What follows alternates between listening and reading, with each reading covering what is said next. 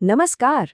आज हम एक ऐसी चीज पर बात करने वाले हैं जो हम सबके पास है, हमारी जेब में, हमारे हाथ में, हर वक्त, लेकिन जिसके छिपे हुए असर के बारे में हम शायद ही कभी सोचते हैं। जी हाँ, हमारा मोबाइल नंबर। क्या ये सिर्फ कुछ अंक है या फिर ये एक ऐसा सीक्रेट कोड है जो हमारी सक्सेस को तय कर सकता है? जरा सोचिए, ये डिवाइस और इससे जुड़ा ये नंबर लगभग 24 घंटे हमारे साथ रहता है। सुबह उठने से लेकर रात को सोने तक हम इससे पेमेंट करते हैं, जॉब के लिए अप्लाई करते हैं, रिश्ते बनाते हैं। ये हमारी डिजिटल पहचान बन चुका है। और यहीं पर एक बहुत ही दिलचस्प सवाल खड़ा होता है। क्या हो अगर यही नंबर, जो हमारी जिंदगी का इतना जरूरी हिस्सा है, अनजाने में ही हमारी तरक्की के रास्ते में एक रुकावट बन रहा हो? चलिए आज इसी आइडिया की गहराई में उतरते हैं। तो मोबाइल नंबर न्यूमरोलॉजी के जो जानकार हैं ना, उनका मानना है कि हर फोन नंबर में एक खास तरह की वाइब्रेशन, एक ऊर्जा होती है। अब ये ऊर्जा या तो हमारी जिंदगी को सपोर्ट कर सकती है या फिर उसके खिलाफ काम कर सकती है। तो ये मोबाइल नंबर न्यूमरोलॉजी आखिर है क्या? देखिए, जैसा कि इस स्लाइड में बताया गया है, ये इस विश्वास पर आधारित है कि ये जो नंबर है ना, ये सिर्फ मैथ्स के सिंबल नहीं है, बल्कि हर नंबर की एक अपनी एनर्जी होती है, एक वाइब्रेशन। और ये वाइब्रेशन हमारी जिंदगी के सबसे अहम हिस्सों जैसे पैसा, करियर और रिश्ते पर अच्छा या बुरा असर डाल सकती है। तो सवाल ये है कि अगर कोई नंबर हमारे लिए सही काम नहीं कर रहा, तो इसे पहचाना कैसे जाए? एक्सपर्ट्स के मुताबिक इसके 5 बड़े संकेत हैं, 5 रेड फ्लैग्स। चलिए एक एक करके इन्हें समझते हैं। तो सबसे पहला संकेत, और ये सीधा सीधा जुड़ा है हमारे कम्युनिकेशन से। क्या कभी ऐसा महसूस होता है कि जरूरी कॉल्स के जवाब ही नहीं आते, या हाथ में आई हुई नौकरी की बात आगे ही नहीं बढ़ती? अगर बार बार कम्युनिकेशन में ऐसी रुकावटें आ रही हैं, तो ये पहला इशारा हो सकता है कि आपके नंबर की वाइब्रेशन ठीक नहीं है। और देखिए, ये जो बात कही गई है ना, ये बहुत गहरी है। ये छोटी छोटी लगने वाली प्रॉब्लम असल में मौकों में हो रहे छोटे छोटे लीक्स की तरह है, जो वक्त के साथ जुड़कर एक बड़ा नुकसान कर देती हैं। अब आते हैं दूसरे संकेत पर, और ये जुड़ा है हमारी फाइनेंशियल लाइफ से। ऐसा लगता है कि मेहनत तो बहुत हो रही है, लेकिन पैसे की तरक्की या तो बहुत धीमी है या फिर ऊपर नीचे होती रहती है। मतलब कभी थोड़ा फायदा होता है तो अचानक से कोई बड़ा खर्चा आ जाता है। ये भी एक रेड फ्लैग हो सकता है। तीसरा संकेत थोड़ा अलग है। ये किसी बाहरी घटना के बारे में नहीं, बल्कि हमारे अंदर की एक फीलिंग, एक एनर्जी से जुड़ा है। ये पूरी तरह से एनर्जी के बारे में है। जब भी बिजनेस के लिए अपना फोन इस्तेमाल करना हो, क्या एक तरह का भारीपन, एक अजीब सी थकावट महसूस होती है, जैसे कोई बहुत जरूरी कॉल करने से पहले मन ही मन कोई चीज रोक रही हो? चौथा संकेत हमें दोबारा फाइनेंस की तरफ ले जाता है, लेकिन एक बिल्कुल अलग नजरिए से। ये सिर्फ पैसा कमाने के बारे में नहीं है, बल्कि पैसा बचाने के बारे में है।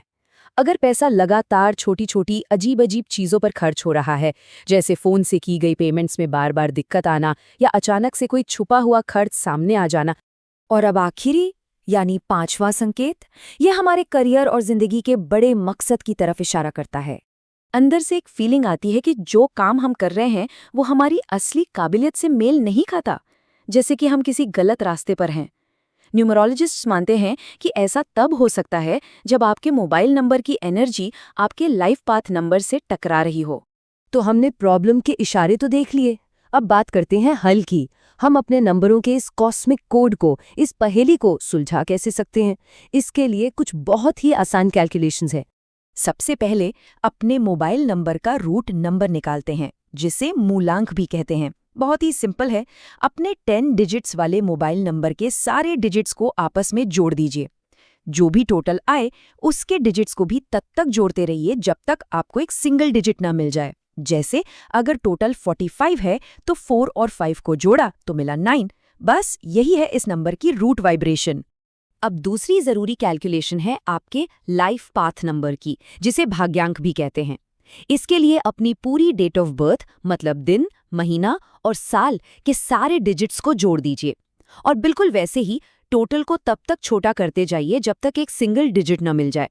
इसे आपकी कोर न्यूमरोलॉजिकल पहचान माना जाता है।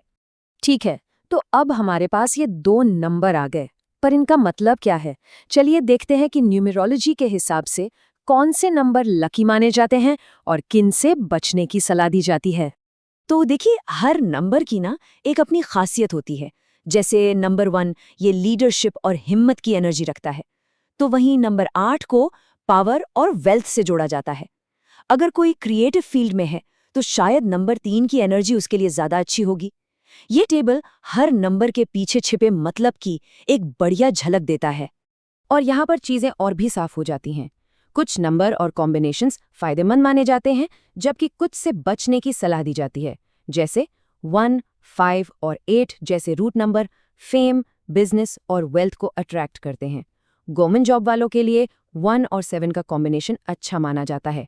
वहीं दूसरी तरफ 84 या 48 जैसे कॉम्बिनेशन से बचने को कहा जाता है और नंबर के आखिर में 7 होना भी बहुत अच्छा नहीं माना जाता। तो अब आता है सबसे ज़रूरी सवाल।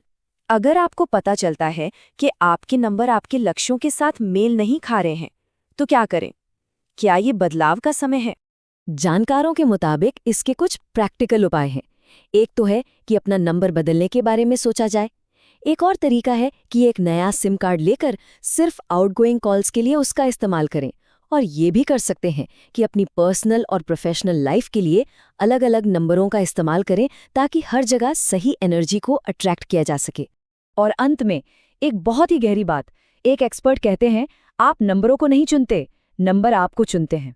ये बात हमें किस्मत और चुनाव के बारे में सोचने पर मजबूर करती है। क्या हमारी जिंदगी में आने वाले ये नंबर हमारी डेस्टिनी का ही एक हिस्सा है, जो हमें सही रास्ते पर ले जाने के लिए चुने गए हैं? इस पर जरूर सोचिएगा।